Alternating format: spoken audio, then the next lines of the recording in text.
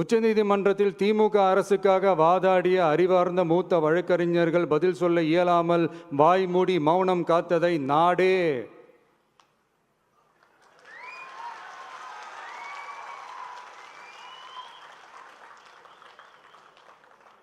பார்த்ததல்லவா?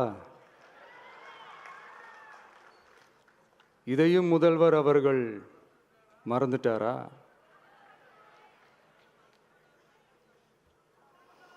Such petition ought to be dealt with by the division bench, registering as public interest litigation in right earnest and not to be dealt with by a single bench. அதாவது பொது வழிகாட்டு முறைகளான SOP அமைக்கப்பட்டு வெளியிட வேண்டும் என்ற கோரிக்கையுடன் வந்த writ மனுவை நீதிபதிகள் டிவிஷன் பெஞ்ச் தான் கையாள வேண்டும், தனி நீதிபதி பெஞ்ச் கையாளக்கூடாது என்றும் உச்சநீதிமன்றம் சொன்னதல்லவா? அது மட்டுமா, கோரிக்கையே இல்லாமல் எஸ்ஐடி அமைக்கப்பட்டது எந்த வகையில் சரி என்றும் கேள்வி எழுப்பியது உச்சநீதிமன்றம். இது எல்லாமே அறியாமலோ இல்லை அறியாதது போலவோ உச்சபட்ச அதிகார மயக்கத்தில் இருந்து பேசினாரோ முதல்வர் அவர்கள்?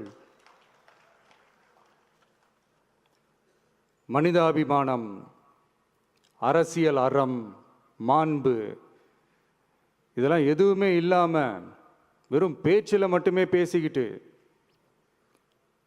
அரசியல் ஆதாயம் தேடுற ஆட்டத்தை ஆடத் தொடங்கிவிட்டார் முதல்வர் அவர்கள்.